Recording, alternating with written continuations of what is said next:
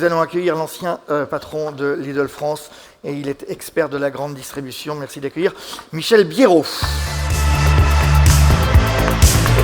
Pas de charge. Alors.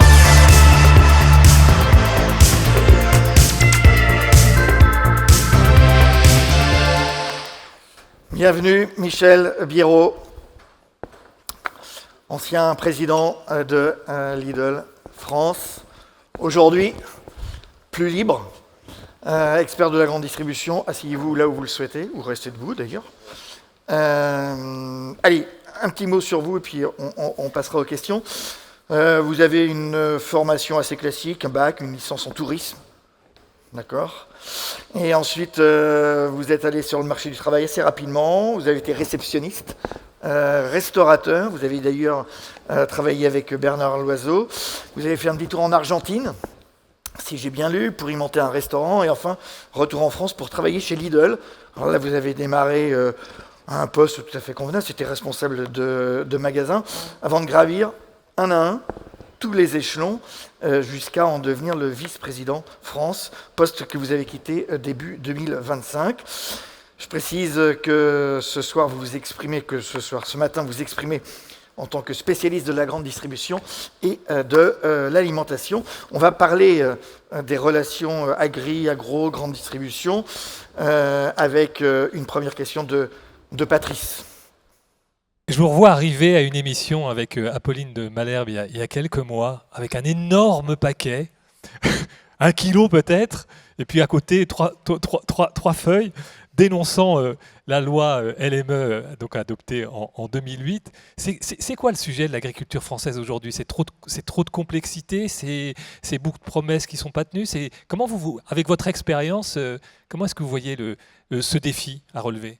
Alors déjà, bonjour à toutes et bonjour à tous. Merci beaucoup pour l'invitation, merci Gaël. Et donc effectivement, je suis juste Michel Biérot, expert, passionné on va dire de produits. Passionné, expert de la grande distribution. Alors c'est vrai que je me rappelle très bien de ce moment où j'étais venu avec, mais je pense que ça fait bien plus d'1 kilo. C'était tout simplement le contrat d'un grand industriel français que tout le monde connaît bien. Et j'avais mis à côté, ça faut le préciser, merci beaucoup, j'avais mis à côté le contrat tripartite qu'on avait conclu avec des éleveurs français qui faisaient 3 pages. Et je disais tout simplement, voilà, ça c'est la simplicité, le pragmatisme, le bon sens paysan versus la complexité administrative que les lobbyistes de ces industriels ont souhaité, parce que c'est quand même, faut le dire, eux qui ont mis tout ça en place et qui ont poussé à mettre en place ces lois qui, je le rappelle, sont uniques au monde. En France, on est les seuls au monde à avoir une loi qui régisse les négociations entre distributeurs et industriels.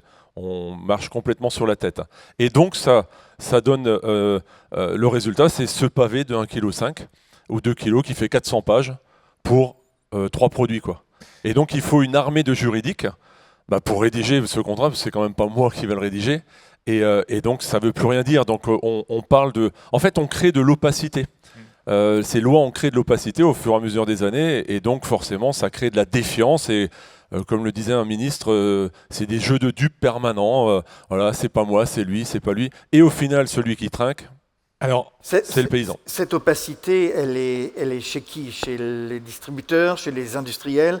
Je pense que tous ont une part de responsabilité et tous se complaisent dans ce système qui a été mis en place, mais on peut quand même démontrer, et je pense qu'on l'a fait, qu'il y a un système quand même très simple. Le commerce, c'est quand même pas compliqué. On a un produit qui a un coût qu'on peut définir de par la matière première, de par le coût de production, etc. Et au final, oui, chacun doit en vivre. Et c'est ce qu'on appelle le partage de la valeur. Vous parlez d'opacité, vous avez des exemples, par exemple, assez concrets ? Oui, l'exemple, c'est très simple. La loi, elle dit quoi ? Elle dit qu'il faut partir d'un tarif général. Ça fait 25 ans que j'ai passé 25 ans dans la distri, je ne sais toujours pas aujourd'hui de quoi est composé le tarif général. On n'a jamais pu me le dire ou voulu me le dire.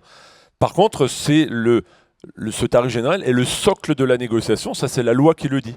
Et donc on part d'un tarif général qui est là-haut, on ne sait pas ce que c'est, voilà, c'est le flou absolu, et on doit, nous commerçants, le distributeur, qui est un commerçant pour moi avant tout, doit vendre des services à l'industriel qui va rémunérer ses services en faisant baisser ce tarif. C'est ça dont on parle quand on parle des négociations qui sont d'ailleurs en cours, qui ont commencé et qui doivent se terminer, là encore une aberration de la loi, le 1er mars à minuit. Pourquoi ? C'est normal, le blé se récolte en janvier-février, tout le monde le sait. Et donc il faut négocier la farine le 1er mars à minuit. C'est impératif, quoi. Alors vous plaidez pour ces accords tripartites dont on parle. Il y a un certain nombre d'acteurs d'ailleurs qui en signent. Ça, c'est la bonne solution ? Je pense qu'il faut surtout plaider pour les créations de filières. Donc on peut appeler ça filière, contractualisation, tripartite. Finalement, on part de l'amont, on part de celui qui produit la matière première, et on en parle aujourd'hui, jusqu'au consommateur. C'est ça la filière. Et donc, si on veut... parce qu'il y a un sujet qui est important de rappeler, c'est que je pense en tout cas que le défi de demain, de la distrie, c'est plus le prix, même si on va certainement reparler du prix, mais ça sera plus le prix, ça sera les appros. Parce que quand vous avez 1000 magasins, le premier défi, c'est d'avoir la cam dans les magasins. Et donc, on peut avoir le meilleur prix du monde, mais si le meilleur prix du monde fois 0, ça fait toujours que 0. Il y a un risque pour la France, justement Il y a un risque, on le voit. Le nombre d'agriculteurs diminue chaque mois. C'est très tendu sur le bovin, par exemple. Donc, effectivement, il y a un risque. Maintenant, vous allez me dire, ouais, mais peut-être qu'ils vont aller chercher de l'origine en dehors des frontières. Peut-être, mais on a une chance, c'est que le consommateur français ces dernières années, il est quand même très très attaché à l'origine France. C'est le deuxième critère après le prix. Le premier critère de choix, c'est le prix parce que le pouvoir d'achat est sous tension, et effectivement, mais le deuxième critère, c'est l'origine France. Et est-ce que chez nos voisins européens, il y a plus de coopération sur la chaîne alimentaire, et est-ce que l'une des réponses aussi pourrait passer par des accords pluriannuels pour donner de la visibilité au monde agricole en intégrant les variations sur les coûts de production ? Évidemment. Alors, encore une fois, vous parlez de l'Europe, on est le seul pays où il y a une loi qui régit les négociations. Le seul. Donc, dans les autres pays, pour l'avoir vécu, on n'est pas dans le monde des bisounours, on est d'accord. Évidemment que les négociations, c'est toujours tendu. Même chez vous à la maison, c'est toujours tendu, une négo avec madame. Mais quand même... Pardon, mesdames. Mais je veux dire, il faut évidemment, quand on parle de filière, quand on parle de contractualisation, c'est pas un coup marketing qu'il faut faire. Alors certains le font, mais c'est donner de la visibilité. Parce que le temps de l'agriculteur n'est pas celui du distributeur. Il est sur un temps long, il n'a que 42, 45 années, ou récolte, ou production. Donc il faut lui donner du temps et donc il faut lui donner de la visibilité en signant évidemment des contrats minimum 3 ans, quoi. Vous avez été aussi l'avocat des prix planchers qui vous ont valu beaucoup de critiques, à certains disant prix planchers d'accord et qui vont devenir des prix plafonds. Est-ce que vous continuez, en dépit des critiques qui ont été émises, à défendre ces prix planchers ? Et comment défendre des prix planchers avec une telle différence de coûts de production, même au sein d'une filière ? Alors je continue à défendre les prix minimum. J'appelle pas ça des prix planchers, ça a été déformé après. Prix minimum garanti. Ouais, prix minimum garanti. Alors on peut le voir de plusieurs manières et je suis sûr parce qu'il n'y a pas de volonté. Regardez ce qui se passe, on a réussi les 5 dernières années à monter le prix de vente du lait à 99 centimes, 1 euro. C'était le but. C'était de dire si on vend tous du lait à 1 euro, on n'en vendra pas 1 litre de moins. C'est une réalité, hein. C'est pas parce que vous achetez un pack de lait à un prix et le deuxième à moins 50 que vous consommez 2 bols de lait le matin. Ça, c'est des conneries. Donc, évidemment, si on vend tous à 1 euro, on n'en vendra pas moins. Aujourd'hui, on a des supermarchés qui le vendent à nouveau à 0,89. Et quand on baisse le prix, évidemment que, encore une fois, c'est le monde agricole qui paye. Donc oui, il faut mettre en place des prix minimum garantis. Alors, on peut le faire. Alors, vous dites que les coûts de production ne sont pas les mêmes. Je l'entends. Pourtant, le SMIC, c'est le même partout en France. Et je crois que le loyer à Rennes, c'est pas le même que celui de Paris, quoi. Et voilà. Donc oui, mais je pense qu'on peut se poser autour d'une table, tous, les énarques de ce pays, les fédérations, les organisations syndicales, Agrimaire et France Agrimaire, etc., pour définir tous les 3 mois, 6 mois, le prix d'un litre de lait, d'un coût de production d'un litre de lait. Après, si le paysan il est meilleur dans le Nord, bah, tant mieux pour lui, il gagnera un peu plus. Mais on peut pas continuer à dire les éleveurs produisent sur le coût de production, c'est-à-dire à perte. alors que tous les Français ont une obligation légale de ne pas vendre à perte. C'est-à-dire quand on achète un, il faut vendre un plus TVA plus 10% d'Egalim. Donc évidemment qu'il faut mettre quelque chose en place, sinon je pense que la prochaine crise agricole, elle est devant la porte, quoi. Avec votre expérience, quels atouts vous voyez pour la ferme France aujourd'hui ? L'atout majeur, c'est ce que je disais tout à l'heure, c'est que le client, il cherche de plus en plus, il veut de plus en plus l'origine France. Les jeunes générations, ce qu'on appelle les Gen Z, dont je fais plus partie malheureusement, mais eux aussi, ils sont très attachés à cette origine France, ils sont attachés à la durabilité, et donc tout ça, ça a un coût, et je pense qu'ils sont prêts à le payer. Il faut juste en face expliquer... Si, je pense qu'ils ont... Il n'est pas un peu schizophrène, le consommateur ? Bien sûr, d'un côté, il dit il veut tout et son contraire, il Ouais. dit oui, je veux sauver le monde agricole, mais finalement, il achète ce qu'on lui donne, ce qu'on lui propose. Donc si demain, il n'y a plus de lait à 89 centimes, il achètera le lait à 1 euro, il arrêtera pas de consommer du lait. La discussion sur les mesures de protectionnisme face aux exportations, c'est quoi votre analyse et votre regard là-dessus ? Je pense que les distributeurs sont pas trop touchés parce qu'on est sur un marché très local. Après, évidemment, on l'a entendu tout à l'heure, c'est compliqué ce qui se passe aujourd'hui, mais moi je suis français et j'achète en France et j'achète des produits français. Un mot sur l'attitude des politiques que l'on voit une fois par an, en gros, au Salon de l'Agriculture, où ils viennent parader pendant une semaine. Votre regard là-dessus ? On les voit plus trop en ce moment, c'est un peu compliqué actuellement, mais ce qui est... ils ont un rôle majeur, étant donné qu'on met en... Je le disais tout à l'heure, on n'a pas de volonté. Parce que dans d'autres pays, il y a une volonté commune d'avancer, de faire en sorte que le monde agricole vive. En France, il faut légiférer, donc il nous les faut, les politiques, les députés. Mais il faut que... Vous voyez, Egalim, c'était une très belle initiative. Je pense qu'on est tous d'accord. Mais au final, on a pondu une loi, une espèce de sparadrap sur une jambe de bois. Et donc, on a fait une loi à 3 options. C'est pas ça que doivent faire les politiques. Ils doivent, on roule pas. Toi, Gaël, tu roules pas à 200 sur l'autoroute parce que c'est sympa, et moi à 130 parce que je suis moins sympa. C'est quoi ça, une loi avec des options ? C'est pas possible, quoi. Il y a une loi, il y a une loi. Le débat sur les relations industrielles, grande distribution, c'est souvent un débat assez radical. Mais c'est vrai que quand on voit qu'il y a aujourd'hui en France 6 grands distributeurs face à 400 000 éleveurs, il y a quand même un déséquilibre qu'on n'arrive pas à Alors comprendre. je suis pas d'accord avec ça. Je veux dire, on peut aussi dire il y a 90 multinationales qui enrichissent des milliardaires américains et on parle surtout de ça. Quand on parle tout à l'heure, j'ai entendu parler des centrales internationales. Ouais, ok, mais ces centrales internationales ne négocient pas avec le monde agricole, ils négocient avec les 90 multinationales.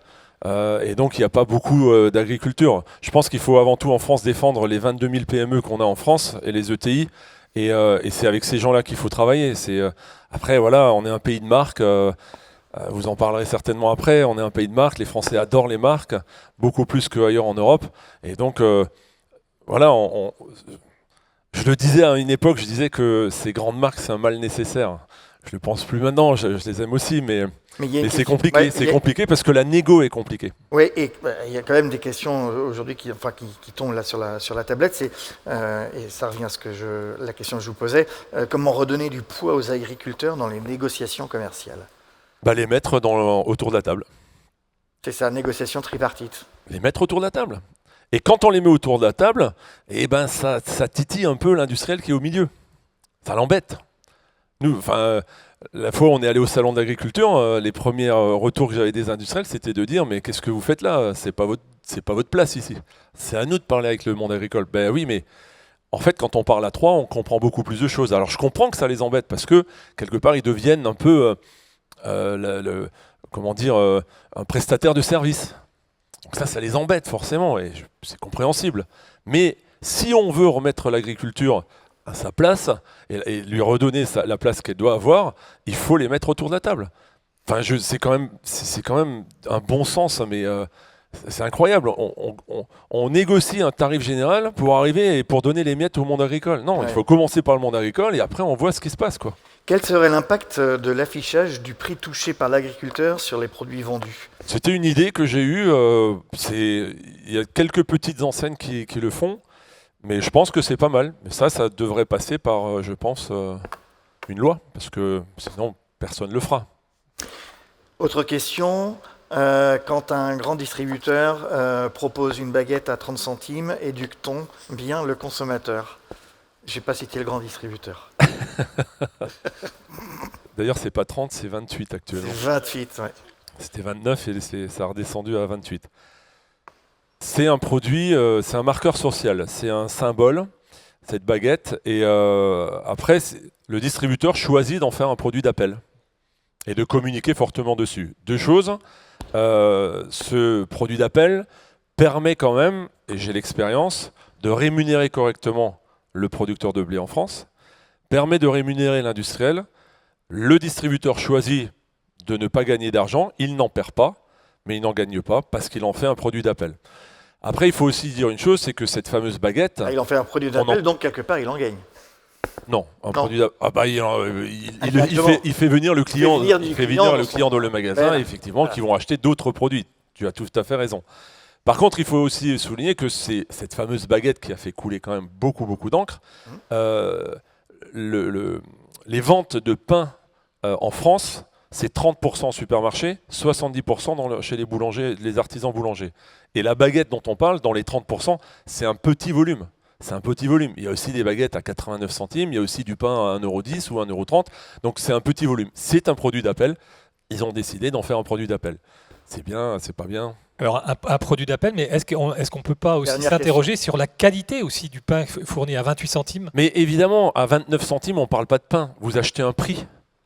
Si vous voulez acheter du pain, vous allez chez le boulanger, vous achetez une tradition à 1,30 €, et là vous avez du pain qui a été façonné avec beaucoup de savoir-faire, avec de la patience, avec de la bonne farine. Dans une baguette à 29, encore une fois, le prix, il n'est pas totalement déconnant, mais c'est pas du tout comparable. On joue pas dans la même cour. La baguette à 29 centimes, on y ajoute même du gluten de blé pour accélérer la fermentation, gagner du temps, et ça sort à des centaines de millions d'exemplaires. Donc on ne peut pas comparer. Il ne faut pas opposer la magnifique baguette de l'artisan boulanger et la baguette à 29 centimes. C'est bon, on en reste là. Merci beaucoup. Merci. Merci beaucoup. Merci à vous. Merci. Vous faites quoi aujourd'hui ? Je suis aux assises de l'agriculture. Eh ben, vous avez bien fait. Et c'est formidable. Merci beaucoup. Et je fais une belle petite émission, parce qu'il n'y avait jamais d'émission sur le monde agricole. Donc avec une bande de copains, on a lancé VIP, Very Important Paysan. Et je vous invite à aller voir, c'est tous les 2 dimanches soirs sur la chaîne parlementaire à 17h50. Et on parle du beau monde agricole français. Merci. Voilà. On ira regarder cette belle émission. Merci beaucoup Patrice et à tout à l'heure.